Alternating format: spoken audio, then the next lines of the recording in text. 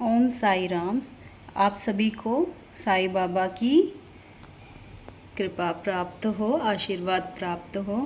भक्तों, आज से हम जो है साईं की सहचरित्र, श्री साईं सहचरित्र का पाठ शुरू करेंगे।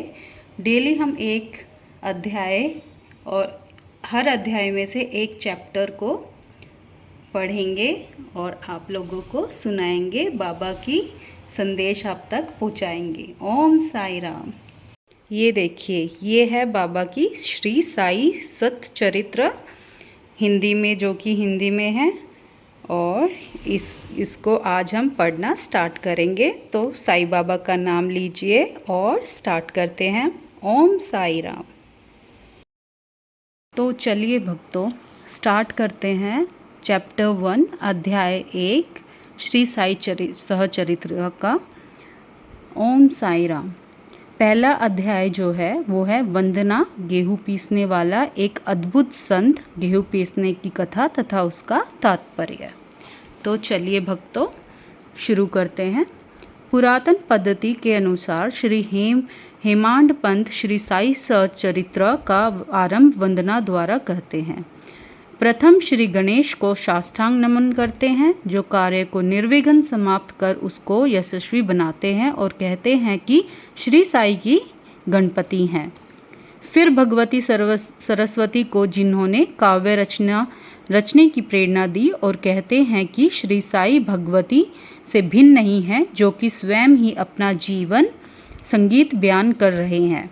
फिर ब्रह्मा, विष्णु और महेश को, जो क्रमश उत्पत्ति, स्थिति और संहार करता है, और कहते हैं कि श्री साई और वे अभिन्न हैं, वे स्वयं ही गुरु बनकर भवसागर से पार उतार देंगे।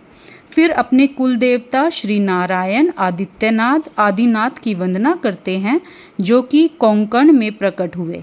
कोंकण वह भूमि है जिसे श्री परशुराम जी ने समुद्र से निकालकर स्थापित किया था। तत्पश्चात वे अपने कुल के आदि पुरुषों को नमन करते हैं। फिर श्री भारद्वाज मुनि को, जिनके गोत्र में उनका जन्म हुआ। पश्चात उन ऋषियों को, जैसे याज्ञवल्क्य, भृगु, पाराशर, नारद, वेदव्यास, सनक सनंदन, सनत कुमार, सुख, सोनक, विश्वामित्र, वशिष्ठ, वामदेव, जैमिनी, वैशंपायन, नवयोगींद्र इत्यादि, तथा आधुनिक संत जैसे निर्वृति, ज्ञानदेव, सोपान, मुक्ताबाई, जनार्दन, एकानाथ, नामदेव, तुकाराम, कान्हा, नरहरि आदि को नमन करते हैं। फिर वे अपने पितामह सदाशिव, पिता रघुनाथ और माता को जो उनके बचपन में ही गत हो गई थी, फिर अपनी चाची, जिन्होंने उनका भरण पोषण किया, और अपने प्रिय ज्येष्ठ भ्राता को नमन करते हैं। फिर पाठकों को नमन करते हैं, जिनसे उनकी प्रार्थना है कि वे एकाग्रचित होकर कथामृत का पान करें। अंत में मैं श्री सच्चिदानंद सद्गुरु श्री साईनाथ महाराज को, जो कि श्री दत्तात्रेय के अवतार और उनके आश्रयदाता हैं, और जो ब्रह्मा संत जगन मिथ्या का बोध कराकर समस्त प्राणियों में एक ही ब्रह्मा की व्याप्ति की अनुभूति कराते हैं। सर्व श्री पाराशर, व्यास और सांडिल्य आदि के समान भक्ति के प्रकारों का संक्षेप में वर्णन कर अब ग्रंथकार महोदय निम्नलिखित कथा प्रारंभ करते हैं। गेहूँ पीसने की कथा। सन 1910 में एक दिन प्रातःकाल श्री साईं बाबा के दर्शनार्थ मस्जिद में गया। वहाँ का विचित्र दृश्य देख मेरे आश्चर्य का ठिकाना न रहा कि साईं बाबा मुँह हाथ धोने के पश्चात चक्की पीसने की तैयारी करने लगे। उन्होंने फर्श पर एक टाट का टुकड़ा बिछा, उस पर हाथ से पीसने वाली चक्की रखी। उन्होंने कुछ गेहूं डालकर पीसना प्रारंभ कर दिया। मैं सोचने लगा कि बाबा के चक्की पीसने से क्या लाभ है। उनके पास तो कोई है भी नहीं, और वे अपना निर्वाह भी भिक्षावृत्ति द्वारा ही करते हैं। इस घटना के समय वहाँ उपस्थित अन्य व्यक्तियों की भी ऐसी ही धारणा थी, परंतु उनसे पूछने का साहस किसे था। बाबा के चक्की पीसने का समाचार शीघ्र ही सारे गांव में फैल गया और उनकी यह विचित्र लीला देखने हेतु तत्काल ही नर नारियों की भीड़ मस्जिद की ओर दौड़ पड़ी।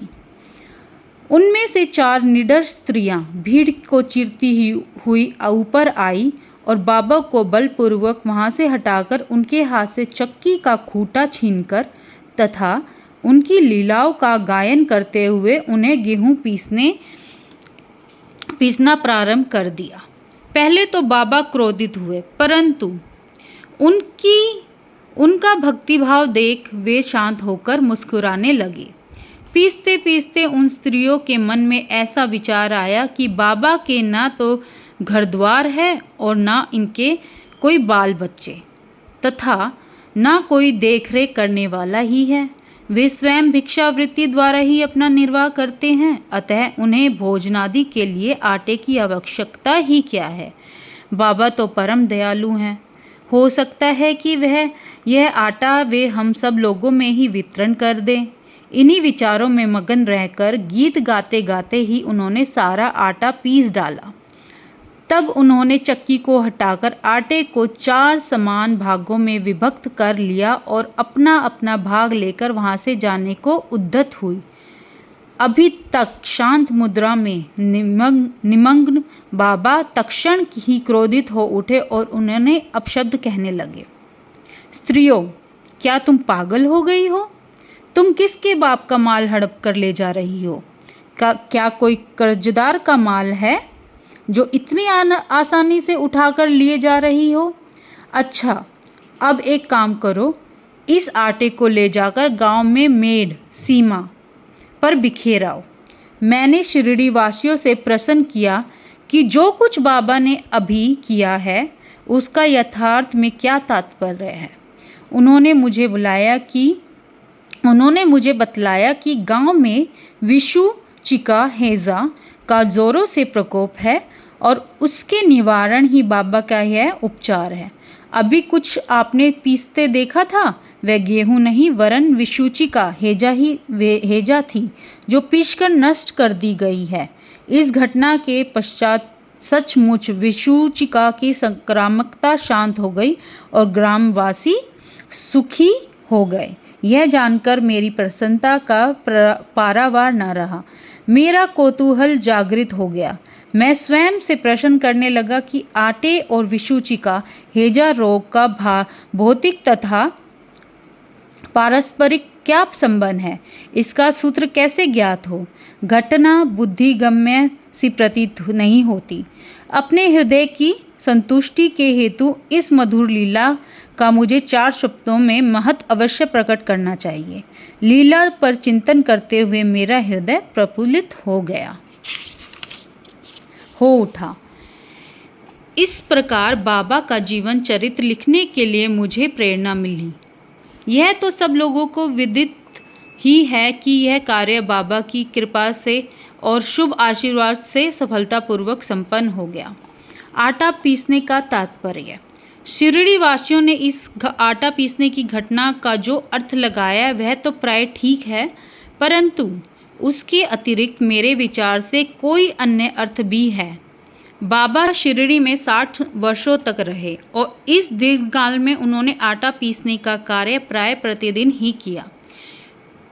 पीसने का अभिप्राय गेहूं से नहीं वरन अपने भक्तों के पापों, दुर्भाग्यों, मानसिक तथा शारीरिक तापों से था। उनकी चक्की के 2 पार्टों में ऊपर का पार्ट भक्ति तथा नीचे का कर्म था। चक्की की मुठिया जिसे पकड़कर वे पीसते थे वह था ज्ञान। बाबा का दृढ़ विश्वास था कि जब तक मनुष्य के हृदय से प्रवृत्तियां, आसक्ति, घृणा तथा अहंकार नष्ट नहीं हो जाते, जिनका नष्ट होना अत्यंत दुष्कर है, तब तक ज्ञान का तथा आत्मानुभूति संभव नहीं है। यह घटना कबीरदास की इसके तदनुरूप घटना की स्मृति दिलाती है। कबीरदास जी एक स्त्री को अनाज पीसते देखकर अपने गुरु निपट निरंजन से कहने लगी कि मैं इसलिए रुदन कर रहा हूँ कि जिस प्रकार अनाज चक्की में पीसा जाता है उसी प्रकार मैं भी भवसागर रूपी चक्की में पीसे जाने की यातना का अनुभव कर रहा हूँ। उनके गुरु ने उत्तर दिया कि घबराओ नहीं, चक्की के केंद्र में जो ज्ञान रूपी दंड है उसी को दृढ़ता से पकड़ लो। जिस प्रकार तुम मुझे करते देख रहे हो उससे दूर मत जाओ, बस केंद्र की ओर ही अग्रसर होते जाओ। तब यह निश्चित है कि तुम इस भवसागर रूपी चक्की से अवश्य ही बच जाओगे।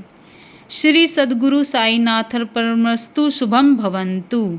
यहाँ पर श्री साई सच्चिदानंद सहचरित्रा का अध्याय 1 समाप्त होता है भक्तों। हम फिर कल आएंगे एक नए अध्याय के साथ। सो हमारे साथ बने रहिएगा और हमारे चैनल को सब्सक्राइब ज़रूर करें ताकि आगे भी आप लोगों को साईं बाबा की नई नई रोचक अध्याय और कथाएं सुनने का आशीर्वाद प्राप्त हो। ओम साई राम, जय साई राम।